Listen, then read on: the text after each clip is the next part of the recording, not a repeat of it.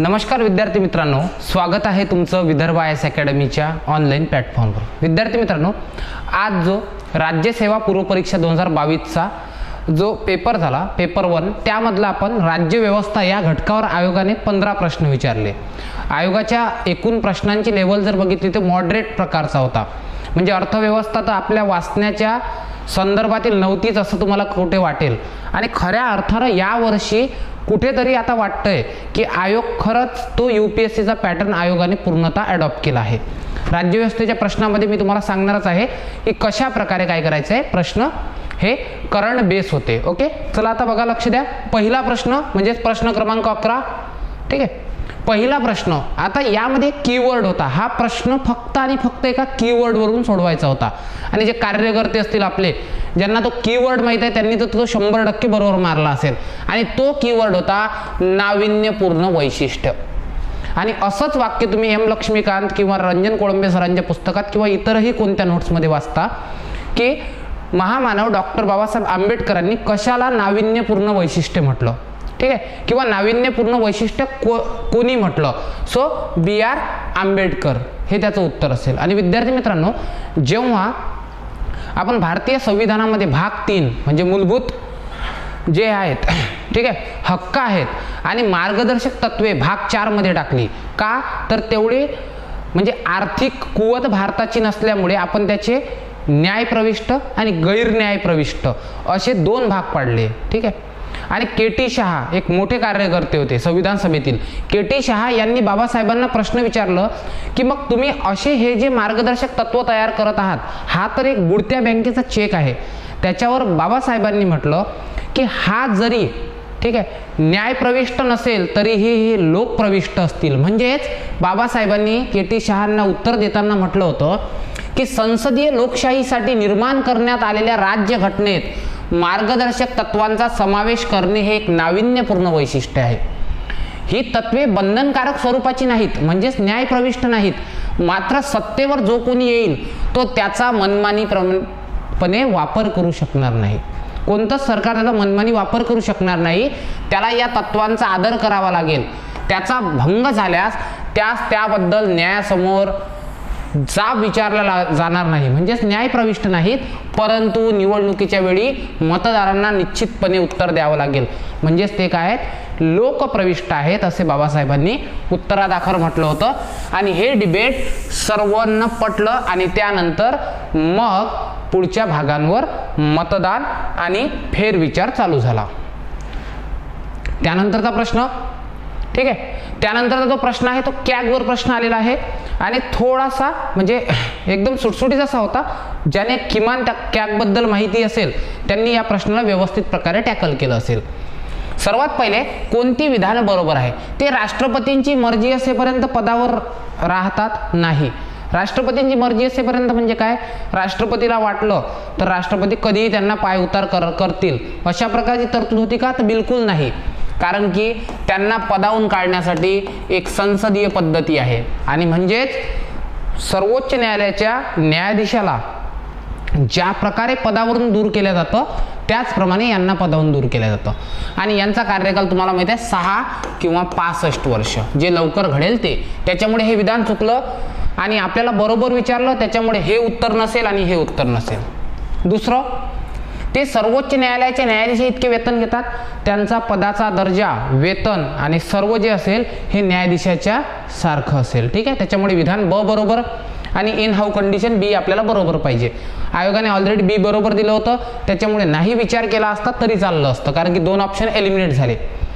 ते पदग्रहण करण्यापूर्वी भारताच्या सर्वोच्च न्यायालयाच्या, ठीक आहे, ते पदग्रहण करण्यापूर्वी भारताच्या सर्वोच्च न्यायालयाच्या मुख्य न्यायाधीशांच्या उपस्थितीत शपथ घेतात। आता मला सांगा, या पदाला कोण शपथ देत असेल?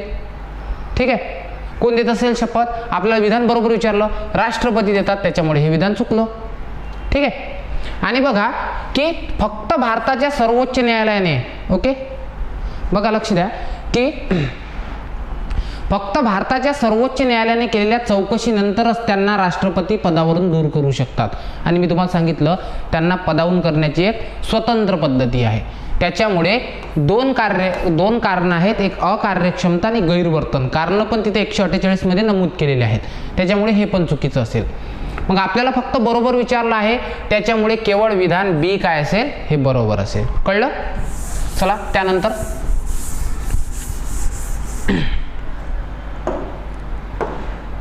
आणि सहसा आपण दिलेल्या प्रश्नांमध्ये साधारणतः बदल होणार नाही. ठीक आहे. नंतर सध्या खालीलपैकी कोण राष्ट्रीय महिला आयोगाच्या पहिल्या अध्यक्ष होत्या? आणि जयंती पटनाईक ह्या ओडिशाच्या ज्या म्हणजे तिथले जे मुख्यमंत्री होते, ठीक आहे, पटनाईक, त्यांचं नाव होतं जानकी वल्लभ पटनाईक. आणि यांच्या ज्या पत्नी होत्या यांची सर्वप्रथम जयंती पटनाईक यांची राष्ट्रीय महिला आयोगाच्या प्रथम अध्यक्षपदी काय झाली होती? नियुक्ती झाली होती. आणि हा आयोग तुम्हाला माहिती आहे 1990चा कायदा आहे आणि जानेवारी 1992ला याची स्थापना झाली होती. आणि ह्या काँग्रेसच्या ज्या नेत्या होत्या त्यांना या पदावर काय केलं होतं? रूढ करण्यात आलं होतं. त्याच्यामुळे याचं उत्तर आणि बऱ्याच कार्यकर्त्यांचा हा प्रश्न पण बरोबर आलेला असेल. त्यानंतर हा आयोगानं या वर्षी या 2-3 वर्षात दत्तक घेतलेला प्रश्न, हा ज्यांचा चुकला असेल, ठीक आहे, त्यांच्यासारखे तेच बघा, लक्ष द्या, तिथे रिकाम्या जागी तुम्ही शब्द टाका. भारतीय राज्यघटनेच्या कोणत्या कलमानुसार, ठीक आहे, अशा आशयाचा ठराव संमत केला असेल तर विधान परिषद स्थापन किंवा रद्द करण्यात येते? सो 169 हा प्रश्न याआधी पण 2दा येऊन गेला आहे. आणि पश्चिम बंगालने जो काय केलेला आहे ठराव, त्याच्यावर आधारित हा प्रश्न होता, म्हणजे याला करंटचा कुठेतरी आधार होता. त्यानंतर हा प्रश्न म्हणजे याला म्हणतो आपण की राष्ट्रपतीचं निर्देशन, ठीक आहे, किंवा आपण काय म्हणतो ॲडवाइस, प्रेसिडेन्शियल ॲडवाइस. दोन मुद्द्यांवर काय करतात ते रेफरन्स मागतात, प्रेसिडेन्शियल रेफरन्स मागतात. भारताचे राष्ट्रपती राज्यघटनेच्या कोणत्या अनुच्छेदातील तरतुदीनुसार सर्वोच्च न्यायालयाकडून सल्ला मागू शकतात? तर 143. तुम्हाला माहिती आहे 143 कलमामध्ये सल्लादायी क्षेत्र हे सर्वोच्च न्यायालयाला प्रदान करण्यात आलं आहे. आणि त्यानुसार सर्वोच्च न्यायालय काय करू शकतं? हे राष्ट्रपतींना 2 बाबीवर सल्ला देऊ शकतो. पहिली बाब, जर एखादा कायदाविषयक किंवा महत्त्वाचा एखादा राष्ट्रीयदृष्ट्या महत्त्वाचा प्रश्न निर्माण झाला असेल, असा जर प्रश्न उद्भवला असेल किंवा उद्भवण्याची संभावना असेल, या पहिल्या परिस्थितीत राष्ट्रपती त्यांचं काय निर्देशन करतील. सेकंड वन, जर घटनाच्या प्रारंभापूर्वीचे काही करार असतील, तह असतील, संविधा असतील आणि याच्या संदर्भात एखादा वाद निर्माण झाला असेल तर त्या संदर्भात राष्ट्रपती माननीय सर्वोच्च न्यायालयाला प्रश्न काय तो उपस्थित करून त्याच्यावर सल्ला मागू शकतात. आणि लक्षात ठेवा, पहिल्या बाबीत सर्वोच्च न्यायालयाला उत्तर देणे बंधनकारक नाही, मात्र दुसऱ्या बाबीत सर्वोच्च न्यायालयाला उत्तर देणे काय आहे? बंधनकारक आहे. म्हणजेच राज्यघटना लागू होण्याच्या पूर्वीचे जे वाद असतील त्याचे निराकरण करून देणे हे सर्वोच्च न्यायालयावर, माननीय सर्वोच्च न्यायालयावर काय आहे? बंधनकारक आहे. नंतरचा प्रश्न विद्यार्थी मित्रांनो, 44वी घटनादुरुस्ती. 44व्या घटनादुरुस्तीवर आता बघा, 44वी घटनादुरुस्ती 1978 खालीलपैकी कोणत्या तरतुदी करण्यात आल्या? आणि एकदम इझी असा प्रश्न होता की तुम्हाला माहिती आहे अखिल भारतीय न्यायिक सेवा निर्माण करण्याबद्दलची तरतूद. तर ही तरतूद आतापर्यंत फक्त 2च राज्यामध्ये आली आहे. हे काय आहे समजून सांगतो की याला म्हणतात, ठीक आहे, AIJS यालाच म्हणतात ऑल इंडिया ज्युडिशियल सर्व्हिसेस. तुम्हाला माहिती आहे सध्या अखिल भारतीय सेवा आहेत, प्रशासकीय सेवा आहे, पोलीस सेवा आहे म्हणजे IPS, ठीक आहे, IAS, आणि इंडियन आपण ज्या म्हणतो फॉरेस्ट, वन सेवा, अशा 3 सेवा आहे. याच पातळीवर एक चौथी म्हणजे अशाच प्रकारची एक चौथी सेवा निर्माण करण्याच्या संदर्भात माननीय राज्यसभा यांना 312, तुम्हाला माहिती आहे संविधानाचं अनुच्छेद 312 नुसार राज्यसभा काय करू शकते? एक विशेष ठराव पारित करून एखादी अखिल भारतीय सेवा निर्माण करू शकते. आणि असंच एक प्रकारचं प्रपोजल आणलं होतं ऑल इंडिया ज्युडिशियल सर्व्हिसेस, ज्यामध्ये काय असेल, जिल्हा न्यायाधीश आणि अतिरिक्त जिल्हा न्यायाधीश याच्यावरचे सर्व जे पदं असतील हे पदं काय एकदम जसे आता IPS किंवा IAS अधिकारी तुमच्याकडे येतात त्या प्रकारे भरले जाणार होते. मात्र ते अजूनपर्यंत आलं नाही. हरियाणा आणि पंजाबमध्ये काही प्रमाणात ते अजून चालू आहे. सो ही तर 44व्या घटनादुरुस्तीने केलेली अमेंडमेंट नव्हती. दुसरं, मंत्रिमंडळाने दिलेला सल्ला एकदा पुनर्विचारार्थ पाठवण्याचा राष्ट्रपतीस अधिकार देण्यात आला. अगदी बरोबर. इंदिराजींनी जो एक हे केला होता की राष्ट्रपतींवर मंत्रिमंडळाचा जो सल्ला होता तो बंधनकारक केला होता, त्याला थोड्या प्रमाणात शिथिल करण्यासाठी 44व्या घटनादुरुस्तीमध्ये हा क्लॉज टाकण्यात आला. राष्ट्रीय आणीबाणीच्या काळात अनुच्छेद 20 आणि अनुच्छेद 21 या अन्वये हमी दिलेले मूलभूत अधिकार निलंबित करता येणार नाही. हे पण कारण की भारताने आणीबाणीचे परिणाम आणि त्यामध्ये होणाऱ्या सगळ्या गोष्टी भोगल्या होत्या आणि परत ते भविष्यात तसं उद्भवू नये म्हणून अशा प्रकारची काय करण्यात आली होती, तरतूद सुद्धा करण्यात आली होती. आणि राज्य सूचीतील 5 विषय समवर्ती सूचीत हलविण्यात आले. ही तरतूद होती का? नाही. हे 42व्या घटनादुरुस्तीनुसार करण्यात आली होती. ठीक आहे. ज्याच्यामध्ये काय होतं, एज्युकेशन होतं. ठीक आहे. वेट्स अँड मेजर्स होते. ठीक आहे. त्याच्यानंतर प्रोटेक्शन ऑफ वाईल्ड ॲनिमल्स होते आणि बर्ड्स होते. ह्या अशा 5 वेगवेगळ्या गोष्टी होत्या. सो तुमचं उत्तर काय असेल, फक्त बी आणि सी असेल, कारण की हे 2 तुमचे उत्तरामध्ये येणार नाही. सो याचं उत्तर असेल बी आणि सी ओनली. 2-3 प्रश्न जर बघितले पोरो, सो ब्रेन स्ट्रोमिंग होते. म्हणजे आतापर्यंत कोण्याच पुस्तकात न वाचल्यापैकी पण काही प्रश्न होतेच. फॉर एक्झाम्पल आपण बघूच पुढे.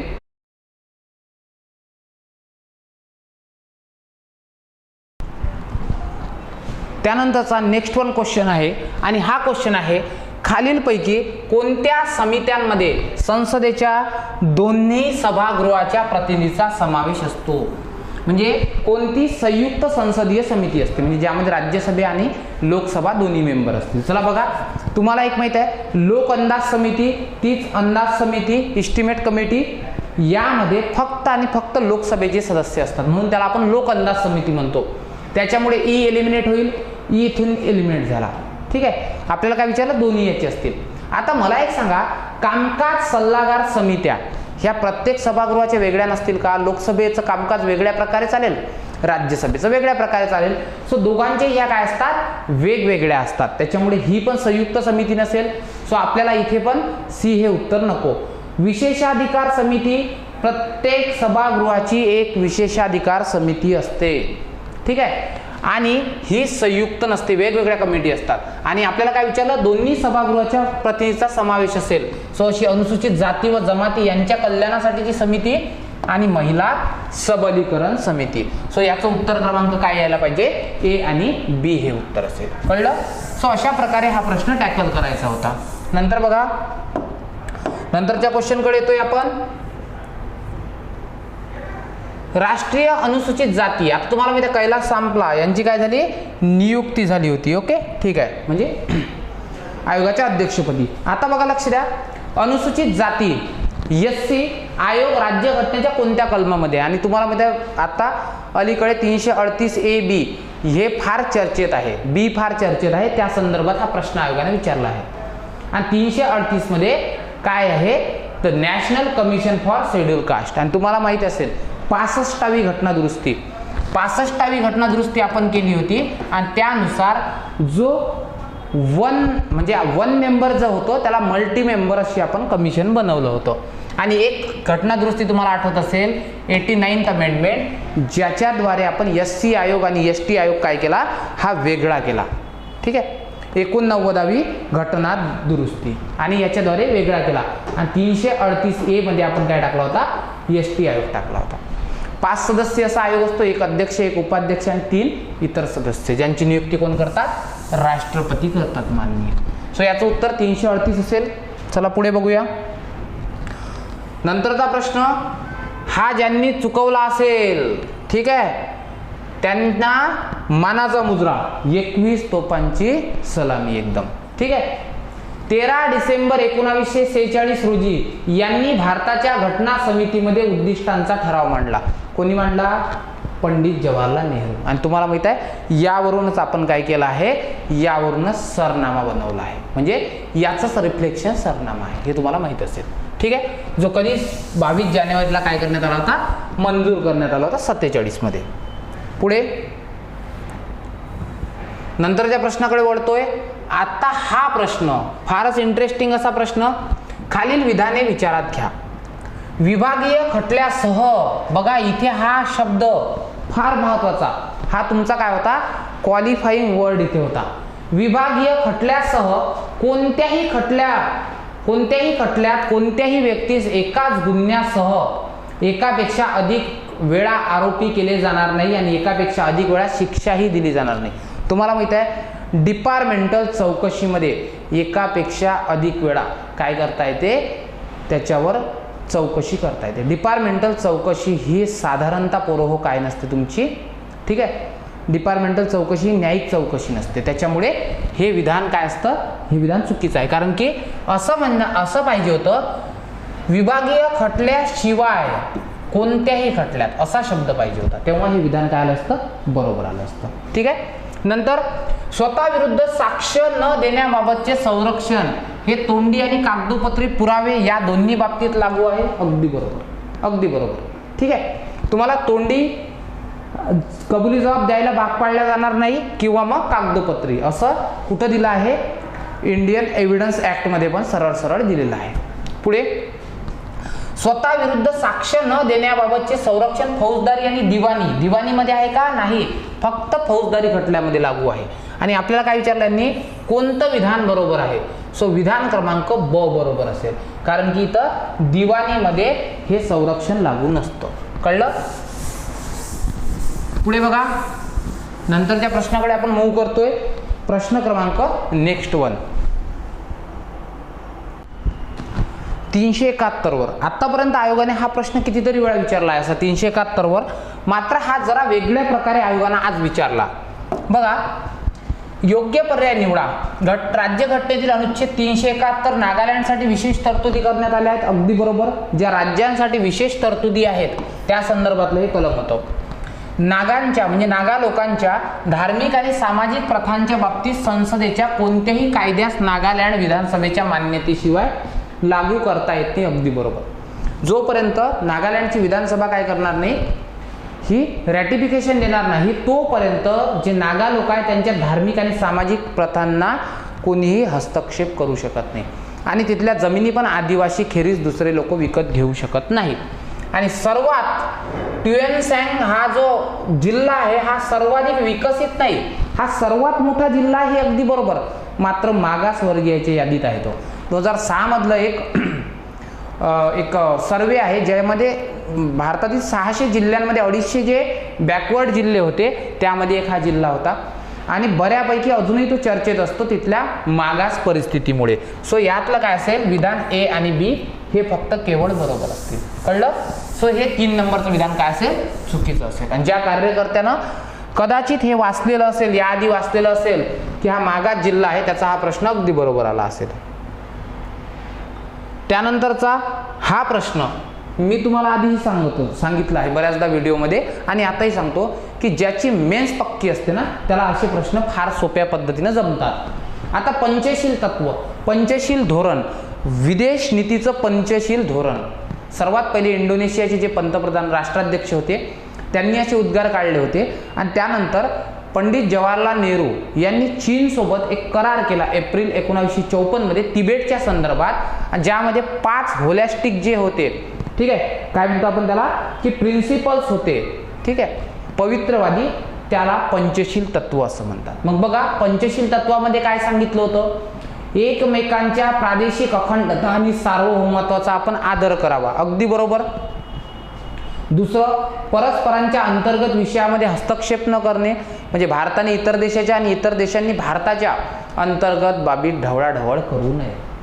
आणि शांततापूर्ण सहअस्तित्व, सर्व जगात काय करायचं, एकदम शांततेनं नांदायचं. आणखी एक तत्व होतं, एकमेकांवर काय करू नये, हल्ला करू नये. ठीक आहे, एकमेकांवर काय करायचं नाही, हल्ला करायचा नाही. म्हणजे आपण स्वतःवरून कोणावरही हल्ला करू नये अशा प्रकारे इथं सांगितलं होतं. आणि एक लक्षात ठेवा, आणखी एक 5वं होतं ते म्हणजे काय करणे, समानतेचा व्यवहार प्रस्थापित करणे. एकामेकाच्या हिताला साधक होईल या प्रकारे काय करायचं होतं, तर समानतेचा व्यवहार करायचा होता. सो त्याच्यामुळे याचं उत्तर काय असेल, यापैकी नाही. नंतरचा प्रश्न, तुम्हाला माहिती आहे एकदा करंटच्या लेक्चरमध्ये मी सांगितलेलं की 97वी घटना दुरुस्ती काय झाली होती, बऱ्याच प्रमाणात रद्द करण्यात आली होती, पूर्ण नाही पण काही प्रमाणात रद्द करण्यात आली होती आणि त्यावर आधारित हा प्रश्न.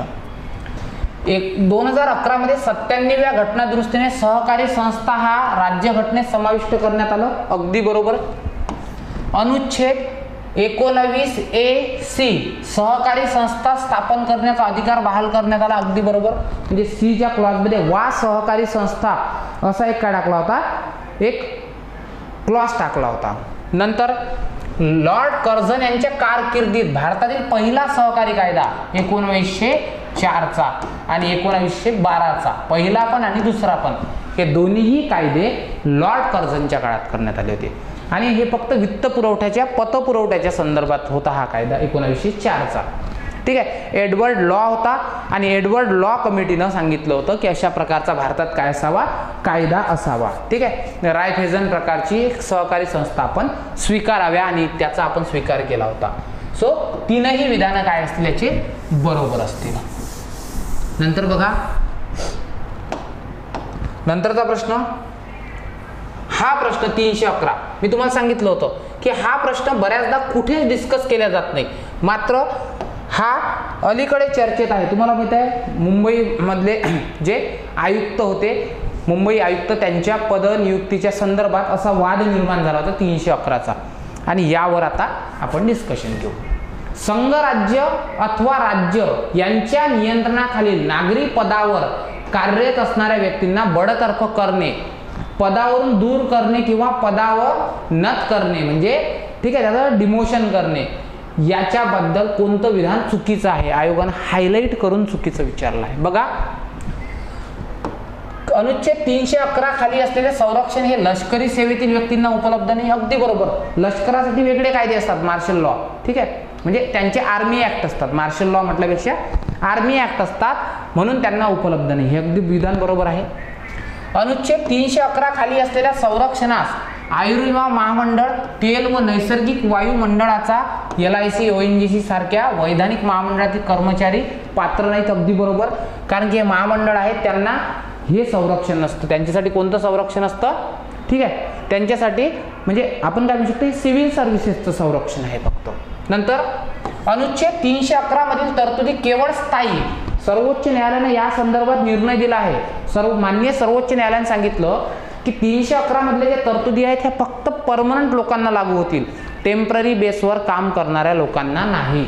सो हे विधान पण बरोबर आणि विधान चुकीचं होतं. हे शासकीय सेवकाच्या सेवेतून निलंबन हे बडतर्फी अथवा पदावरून दूर करणेही नसते, म्हणून अनुच्छेद 311 संरक्षणाच्या व्याप्तीमध्ये निलंबनाचा समावेश होत नाही, होतो असं पाहिजे. त्याच्यामुळे हे काय असेल, विधान चुकीचं असेल. आणि मे बी आयोग पहिल्या की मध्ये, बघा मी तुम्हाला सांगतोय, पहिल्या के मध्ये मे बी आयोग हे उत्तर देऊ शकेल, चान्सेस नाहीत, मे बी, मात्र फायनल उत्तर तुम्हाला हेच येईल. कळलं? पुढे नंतरचा प्रश्न. आता आपल्या कार्यकर्त्यांनी हा प्रश्न कसा सोडवला यावर डिपेंड आहे. अर्धवट अभ्यास करणारे असतील तर त्यांचा हा प्रश्न नक्कीच चुकला असेल. लोकसभेच्या प्रमुखांच्या गटाची पॅनल ऑफ चेअरपर्सन, यालाच तुम्ही अध्यक्षीय पॅनल म्हणता, निवड लोकसभा आपल्या सदस्यांमधून करते. चुकलं. लोकसभेचे अध्यक्ष आपल्यामधून करतात, लोकसभा नसते करत. लोकसभेचे अध्यक्ष आपल्यामधून करत असतात, आपल्या सदस्यांमधून. नंतर जेव्हा लोकसभेच्या अध्यक्षांचे अथवा उपाध्यक्षांचे पद रिक्त असेल, हा इथं महत्वाचा शब्द होता, पद रिक्त, आणि इथं होता अनुपस्थितीत. इथं काय पाहिजे होतं, जेव्हा लोकसभेच्या अध्यक्षांचे अथवा उपाध्यक्ष अनुपस्थितीत असतील तेव्हा लोकसभेच्या प्रमुखाच्या गटातील सदस्य हा अध्यक्षपदी असू शकतो. म्हणजे अध्यक्ष आहेत लोकसभेचे, ते अनुपस्थितीत आहे, उपाध्यक्ष आहेत ते अनुपस्थितीत आहे, मग त्यांच्याऐवजी या पॅनल मधला एक व्यक्ती काय करेल, काम करेल. कधी ते गैरहजर असतील तर.